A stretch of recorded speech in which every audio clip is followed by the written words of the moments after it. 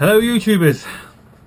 I had a couple people in my garage today and both the same problem, so I said I'd just do a quick video just to try and save people a few quid. It's very simple. You don't need any special tools at all.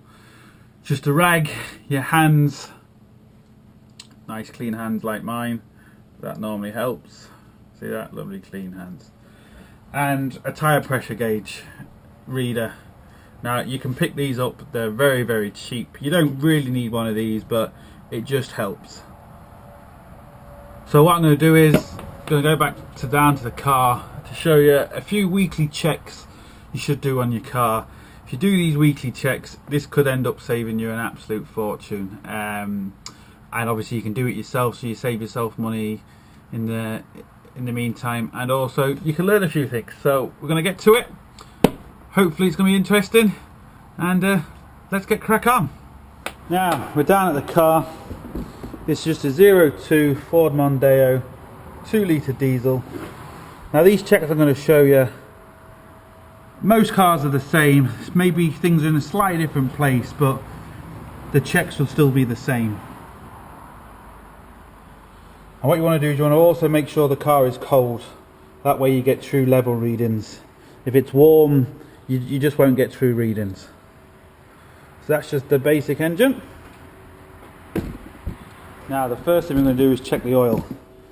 The big cap in the middle is where you fill the oil from. And the oil reader on here, the oil dipstick, is that yellow handle. This yellow handle here. Some cars it might be up here or in the middle.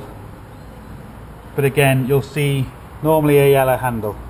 So that's to fill the oil, and this will be to check it. And all you do is you pull it out, get a rag and wipe it. Now, hope you can see that on the camera. You've got a min mark there, minimum, and a maximum. Now on most cars, between the minimum and maximum, which is just between my fingers there, that's normally a litre of oil, from a 2 litre downwards. If you get a bigger engine, it could be 1.5 litres, but you can just check your manual for that. It's very simple. You just don't pour too much oil in, always pour a little bit at a time, and you can always add more. It's a lot easier to add more than it is to try and take away out. So you just put it back in, leave it in there for a few seconds, and pull it back out. And you can see the oil level is just above the minimum mark there. I don't know if you can see that, hopefully you can.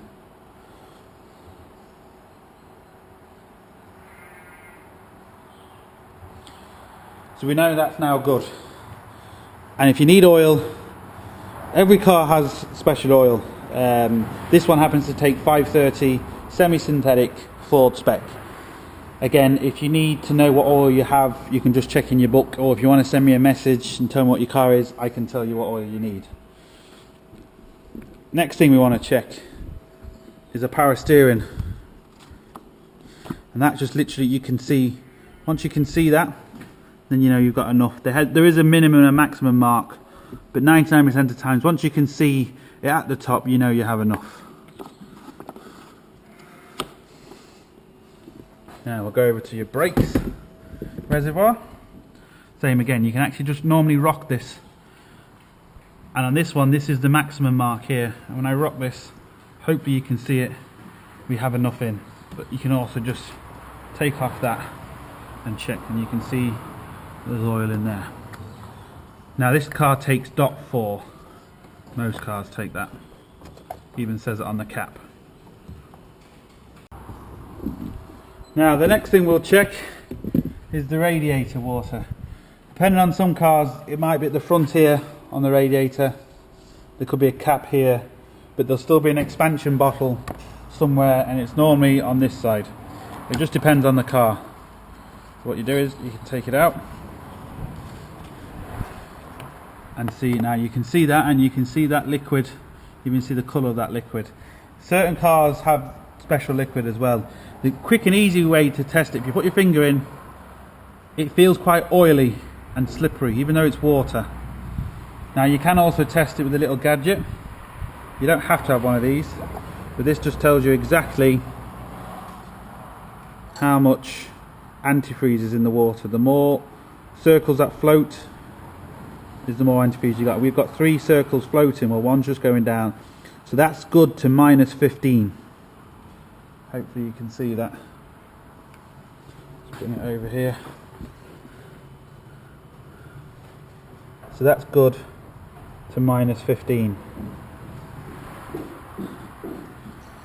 Like I said, you don't really need this because you can just test it with your fingers. You can see it's a different colour than see-through than what water is, and just test it with your fingers. It should be kind of an oily feeling on your finger.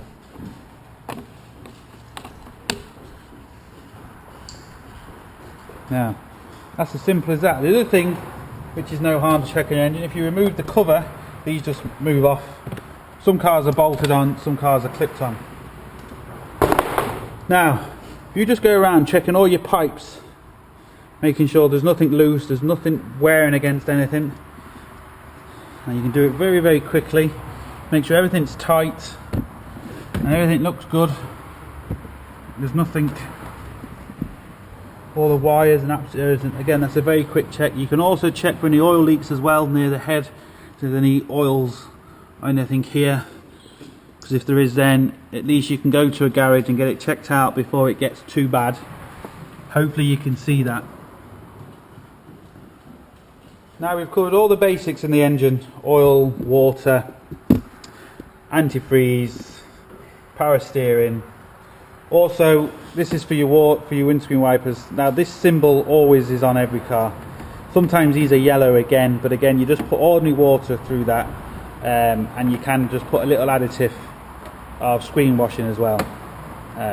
That's just obviously for your wipers. There's nothing else really that we can do a quick check on, so that you just obviously make sure you can see everything looks good, there's no oil leaks, there's no smell of burning, there's nothing like that. And if you do these weekly checks, if you do see some oil coming up here, at least then you can maybe go to a garage and you can get it sorted out before it becomes a big deal. The next thing we're going to cover now is just tyre pressures, because tyre pressures can cause a lot of problems. You can use more fuel and you can even lose control of the car. Now another good really thing to check is your tyres. If you turn the front one, if you turn your wheel out on the front, you can actually see the whole of your tyre, because a lot of the tyres rub on the inside and people just check the outside of them. But if you can see the inside, again, these are good, and every tyre has a wear block in them. Hopefully you can see that there now. That little block there, when your tyre goes below that, that means you need to change it. So every tyre has a wear block on it. Very easy thing to check, and obviously your back ones you just need to get underneath the car a little bit better to see that. And the next thing we want to check is the tyre pressure.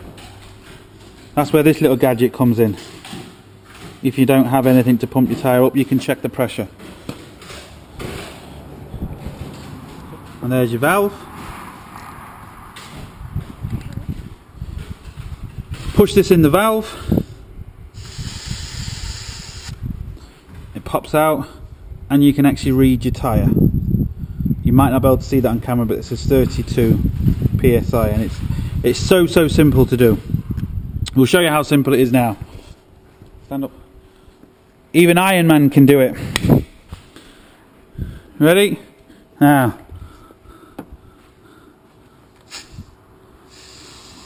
Iron Man is strong today. Now, see that?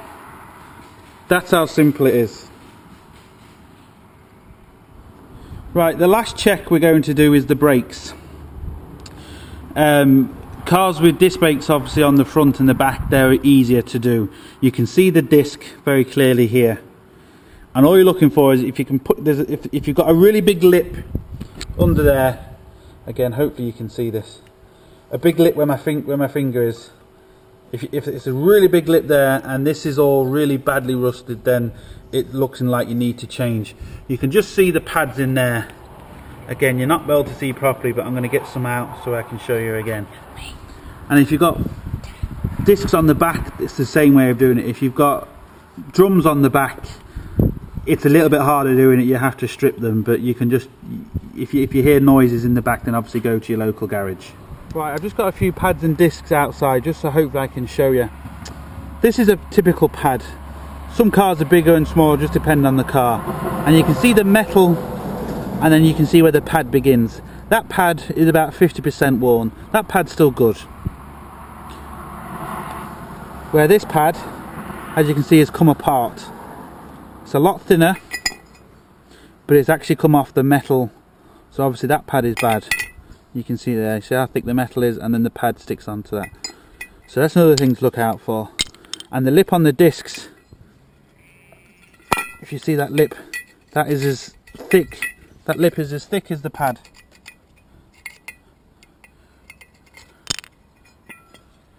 And what happens is when the lip is too big, the disc is too thin, and it heats up and overheats, and your brakes don't work properly. Hopefully you can see a lot better through there. Right, that's the weekly checks. Hopefully you could see everything properly on the car.